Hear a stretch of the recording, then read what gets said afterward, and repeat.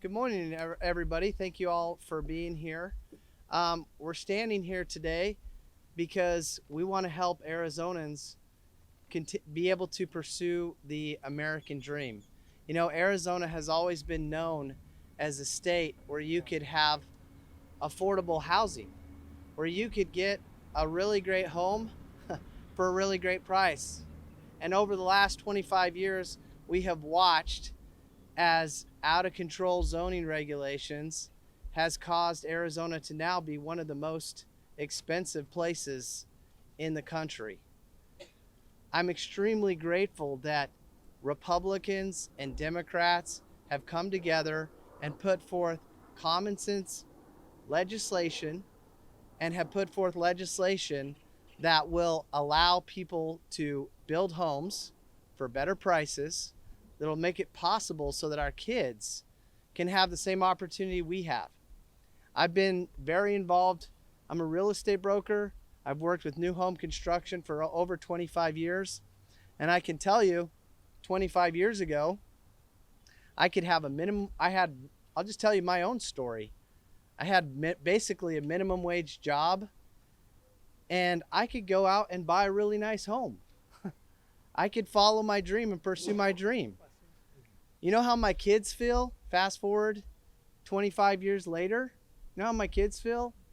Absolute despair. They could have a great job. They could have a well-paying job, and they could not afford a home. And let me tell you, folks, as someone who's at a front row seat to this, government is the problem. I can tell you absolutely firsthand, when we had these situations 25 years ago, if you wanted the housing, the home builders, the developers to respond, to be able to build something, they could have a product in 6 months. You know what that means? That means affordability. You want to know what the minimum is now to get a home to market from dirt? You're talking minimum 4 years. That means unaffordable. Let me translate that for you. I was contacted by somebody who's heard me talk about this. Circle G Developments. They do housing developments. They said, Warren, I got one for you. Get this. My last project took me 16 years to get approved through the city. I can tell you, folks, anything that takes 16 years, nobody can afford. Hardly anybody's going to be able to afford that because you have massive interest carry and massive costs. So these bills don't even take us back 25 years, but I can tell you they make it easier. They shave some things off.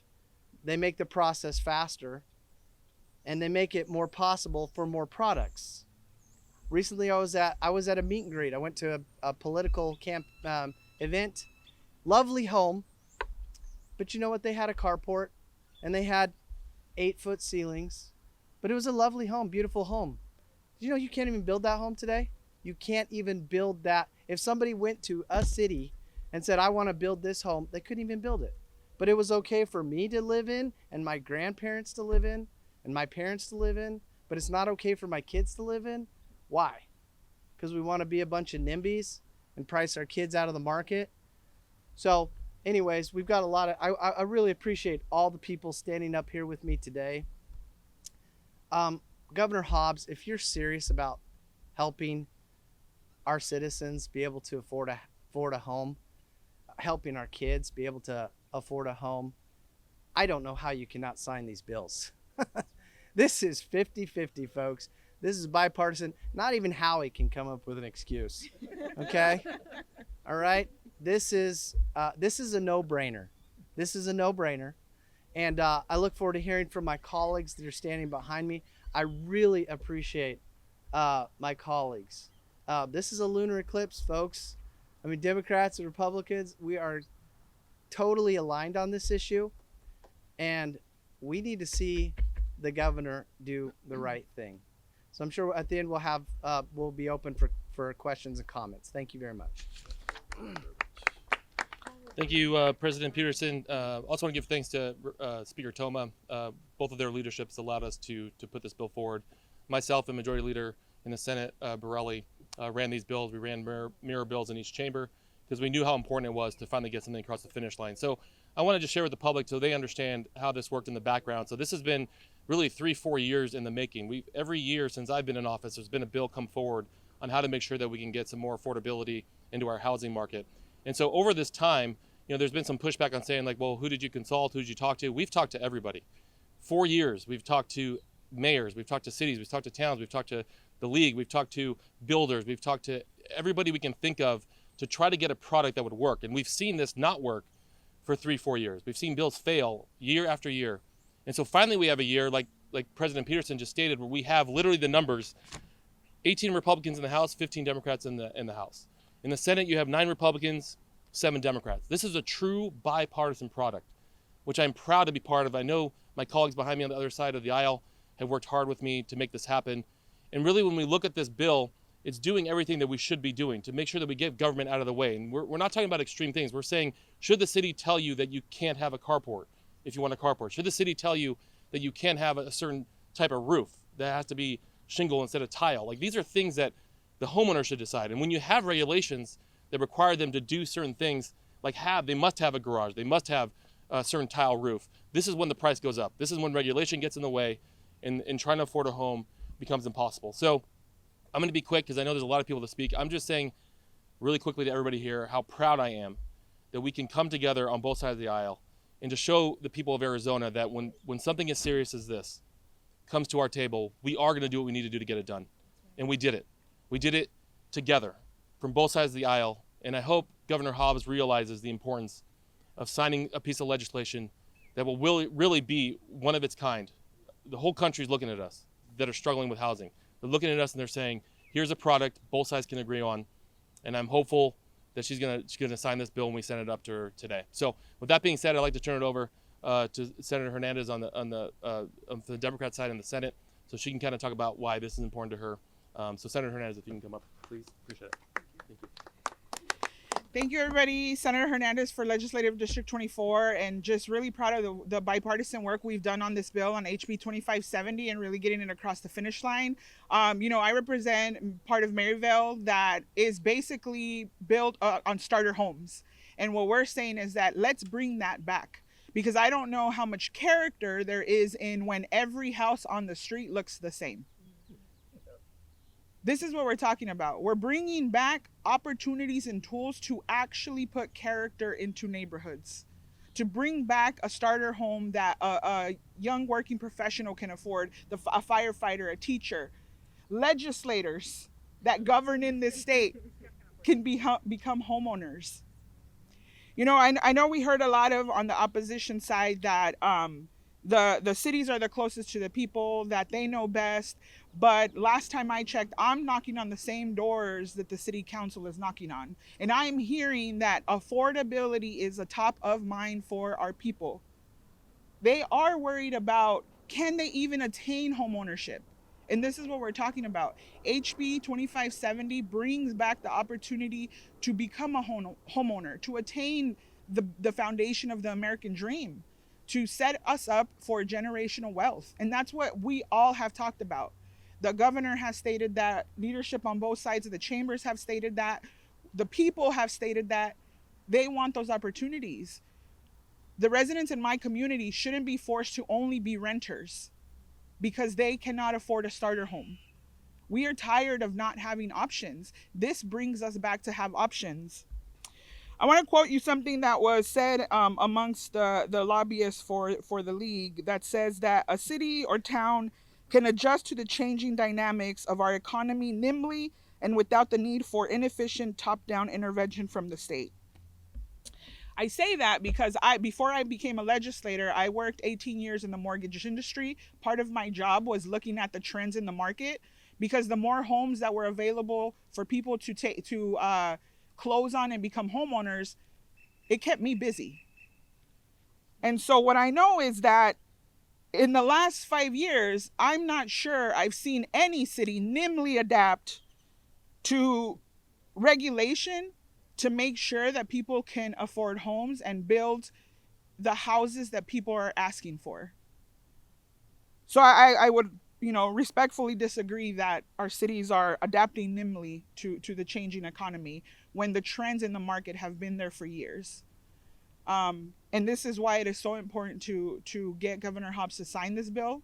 Recently, we've heard from the federal government officials that the answer is to build more homes. We are saying, let's build more homes. And so I'm so proud of the work that we've done. It's really, truly remarkable, right? I feel like it's a twilight zone when you have a true bipartisan group of legislators that can work on housing. But we said we are serious about this. We delivered on homeownership should not be a partisan issue. And so we did the work to deliver a bill that we are encouraging Governor Hobbs to sign because the people of Arizona want this for their lives. So thank you very much. I will now bring up Representative Ligori to share some words. Thank you, Senator Hernandez.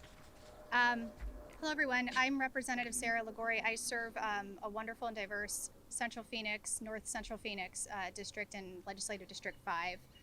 And I served in the legislature in 2022. And when I came in, I answered the question that constituents and colleagues had to me of what do you want to focus on? My answer was always affordable housing. I've worked in real estate development for 2 decades, and I was fearful that we were starting to see starts of what is now the housing and unsheltered crisis that has consumed our state. My time outside of the Capitol brought me even closer to the issues, working with nonprofit affordable housing projects as well. So I'm very proud to be amongst this coalition today from 2 years ago to now to see the work that has been done, and I think you can see the testament to their strength and their knowledge and devotion to this topic of bringing housing to Arizonans in the number of bipartisan bills that have been passing through the House and Senate recently. We all know that Arizona has been in the top 5 spots for people to move to pre and post pandemic. Maricopa County was getting an influx of 200 people a day. And we've been underbuilding for the past 10 years. So right now we're experiencing where supply meets demand, and that's pushing prices out of control and pushing people farther away from the ability to purchase a home or be able to keep up with the rental increases that have been happening. I would just like to note that in 2023, just 3 months ago, we ended with 83,000 evictions in Maricopa County. This is a 20% increase from last year and the second highest number recorded since the buildup to the Great Recession in 2005. I say this because we cannot delay deploying solutions to ease the pain felt in every corner of our state on housing. So 2 things are quite clear. We don't have enough homes to keep up with our growing population, and the housing we do have is not the type that people can afford or even want to live in. The second point is where we meet the moment today with HB 2570. Most new housing fits into just 2 categories: huge houses and luxury mid-rise apartments. So just think for a moment of all the people we know or we might be that fit outside of wanting these options of places to live. An elderly couple that likes to garden, a young family that might want a small yard and will give up some square footage to live in a neighborhood that they want to be in.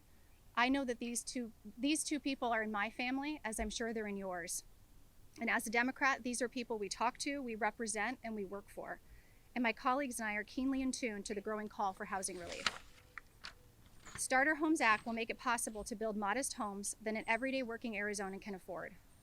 Starter homes allow for flexibility in homes much more than what we currently incentivize to build now. Household size is shifting. It is shrinking for those who are unmarried, elderly, having smaller family sizes, or families at all. It would give younger generations the space they need to live independently and forge their own lives. It is estimated right now that 45% of 18 to 29-year-olds are living with their parents.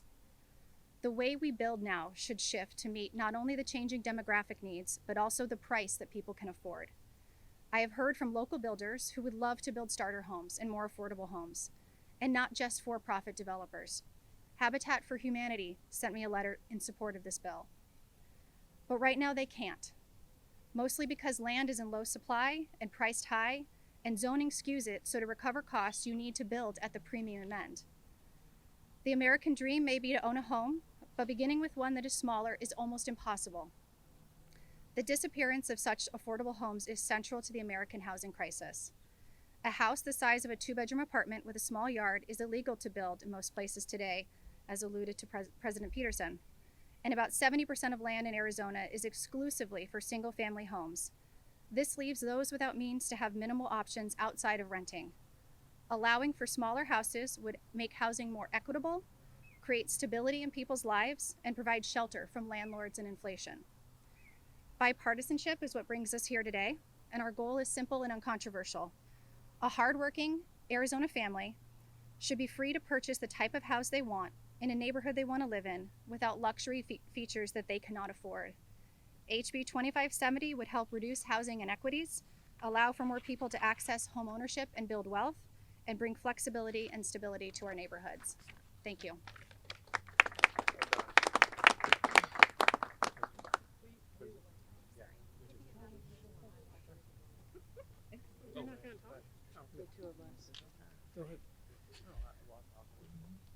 Senator Wendy Rogers from Flagstaff, Senator Teresa Hatathli from Flagstaff.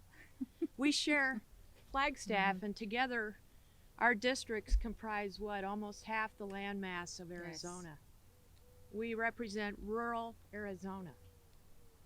And property rights is a fundamental freedom to America, to our state especially.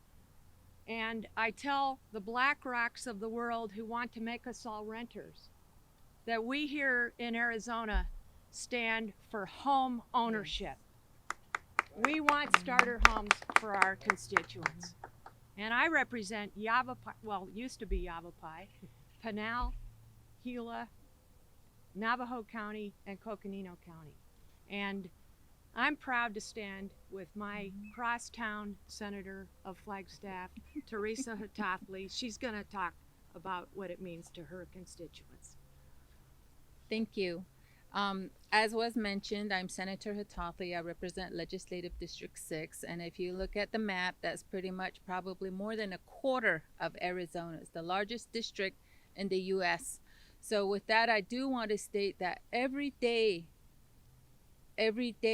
we should be constantly thinking about how we can raise our family in a divine place, which is our home, where we can come home at the end of the day and lay our head down and not have to worry about how we're going to rob Peter and Paul to keep a roof over our heads. That's wrong.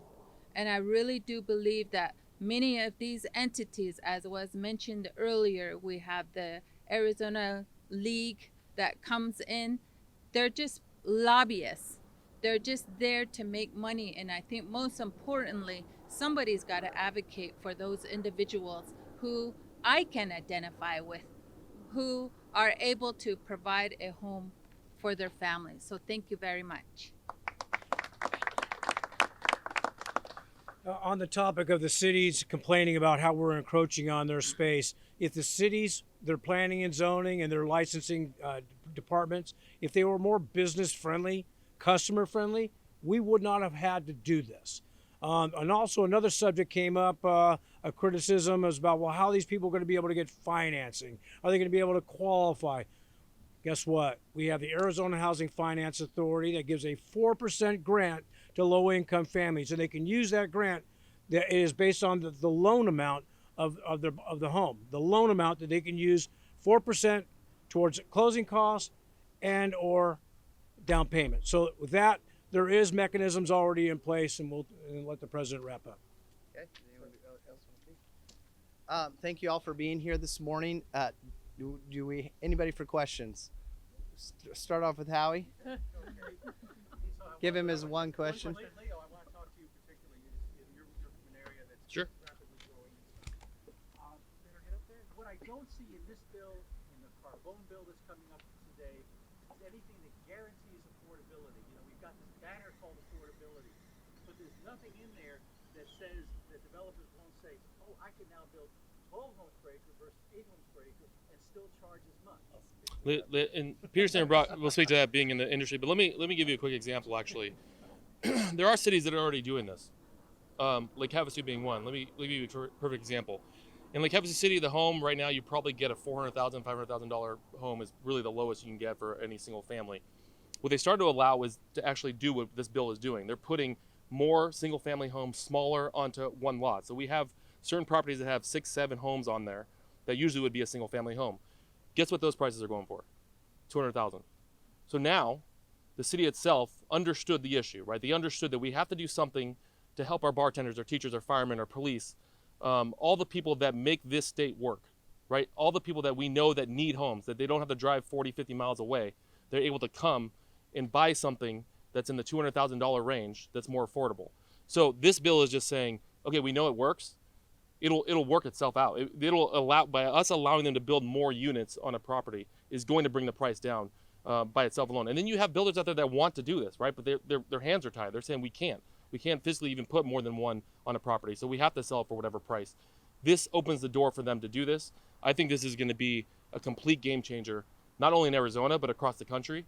And I'm proud to be behind this bill. And I'll let the president speak a bit about him being in the industry on how this is going to work. So, Howie, hold on, Howie. Yes, Howie. You look old to me. How do you not know Econ 101? Did you ever go to economics class, Howie? It's supply and demand. It's really that simple, folks. Please, Howie, come on. More supply lowers the price. It's that simple. My gosh.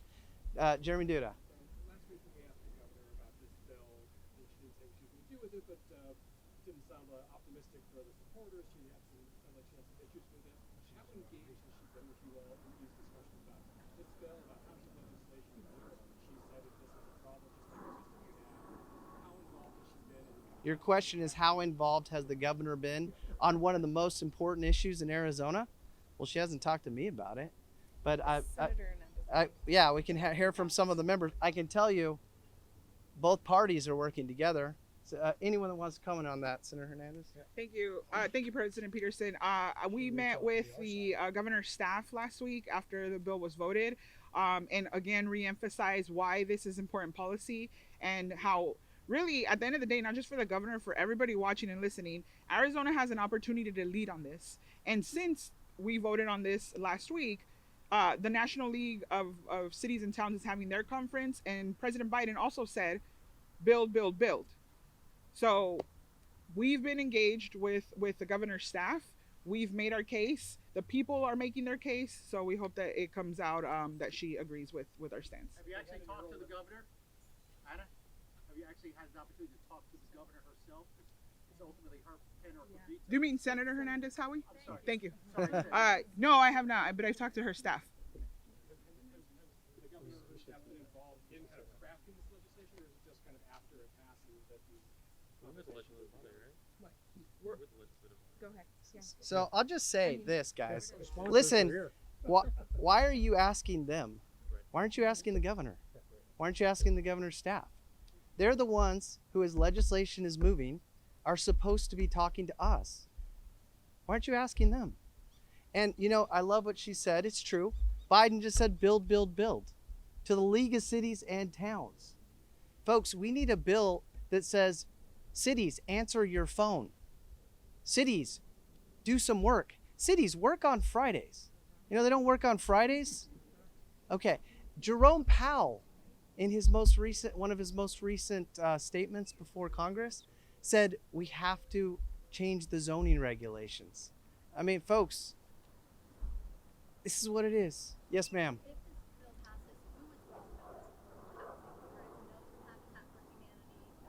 There is no Habitat for Humanity's in support. No, Habitat for Humanity's in support. They're in support of it? Strong support. They would build these affordable housing projects? Yeah, you could go build it. Okay, You could go. You could do it. You can go build pull a building permit and go build some of these houses. Today you can't.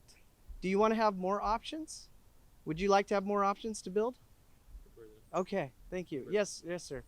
So the governor's spokesman, I texted him during this presser and asked if there was any verdict on whether or not she had changed her stance and signed the bill. Yeah. His exact words were no, and has not been since protested yet. We know it's getting transmitted today, right? But Okay. it's still that exact word no, still no indication of her stance on it yet. Yeah. This kind of is remind me a little bit of last year with the Tamale bill, but you know we can add in mixed bipartisan votes. Yeah. Will this go up for veto override, or will you attempt to do that if she Okay, so the question is, first of all, I'm glad you're asking the governor's office questions that only they can answer instead of hypotheticals from us. So thank you for that. The other question, the tamale bill, that was a huge error on her part. Humongous. Here you go, a bill that passes with over 2/3 support, bipartisan, and she vetoes it. That was definitely a rookie mistake. Okay, so I think you'll see her sign it this year. Now this bill, did it pass out with 2/3? Well, we don't have a veto-proof bill, so I don't know. Can we override it? We probably don't have the votes to override a veto. What we're counting on is for her to do what's right for the citizens. We're counting on her not to be a shield for the League of Cities and Towns. We're counting on her for, making an independent decision and doing the right thing. Who else has questions? Yes, ma'am. Compromise. You said a lot about compromise, and it was a little vague. What leeway do you see in this bill for any kind of compromise on your part? And any idea about what? I'm sorry, but I find that question a little bizarre. Look at the compromise. The compromise is standing right here. If she wanted compromise, she should have been working with us through the whole process. Any other questions? Well, Yeah, go ahead. Go ahead. Well, you come up with me because I know you want to keep it simple. To that question about compromise, really quickly. At least I know 4 years we've been talking about something, right? 3 years, 2 years for sure. Was really the first real legislation. All we've been doing is compromising for this whole time, right? I mean, we've made changes to the bill. We made amendments. We've been talking with our members across the aisle, with our own members, what works, what doesn't. This is the whole part of being a legislator, right? You have to get the votes, right? 31, 16, and 1, or right? Trying to get the numbers right. So you need that to get it signed, right? So you have to compromise. You have to make sure that you change things, take whatever suggestions you get from the city, from the mayors, from your colleagues. We've done this over and over again to get to the point now, for the first time, where you look at these numbers on who voted yes, right? And you have literally bipartisan agreement on all these compromises. So we have compromised to the point of this is the bill that has gone through both chambers. Both sides of the aisle have agreed on it. This is a win. There's no reason, in my opinion, that she votes or doesn't sign this bill. This is a win for Arizona. It's a win for our residents. It's a win for every person who has come to us and said, I can't afford to live here, right? I'm leaving. Or I'm going to live an hour away and drive into work. This is not how it should be. This is the United States of America, right? The whole point is, let's get everybody that home they deserve to have, and to own that home they deserve to own. And so, Annalise, Representative. The last point I would want to make about the compromise is that the League of Cities and Towns told members that they refused to compromise. They refused to negotiate on the Arizona Starter Homes Act. They told members, they told cities not to engage with this diverse coalition on the Starter Homes Act. So who failed to compromise or come to the table? Because it sure as heck was not us. As Majority Leader Biasucci just said, we made all kinds of compromises, and this is a product more than 2 years in the making, with also a very diverse of stakeholders who are in support.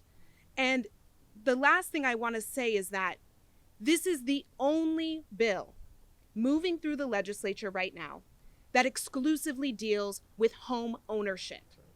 Every other housing bill that the League is going to point to and say we're compromising here is about renting. I have been a renter my entire adult life. I was born and raised in this state. There is nothing I want more than to be able to own a home. I've worked full time my entire adult life. I don't have enough to put for a down payment. In my community, people like me are tired of being told the only way we can have an affordable place to live is if we rent it, which rents are no longer affordable, or if we have government subsidized housing. We deserve that same opportunity to own a home, and the governor needs to recognize that. And I would say to your question, Cameron, that this is quite different than the tamale bill, because while the tamale bill was an important issue for many people, housing has a far greater reach when it comes to the reality that everyday Arizonans are struggling with as they sit down at the table and think, how am I going to pay my rent this month? So a veto would be detrimental and a blow to the face of renters and working class families. That's a wrap. Any other questions? That's a mic drop. That's great. All right. Well, thank you. We got members here, obviously. We've got some Spanish speakers if there's the Spanish. So thank you all for being here this morning. We appreciate it. Helps get the word out.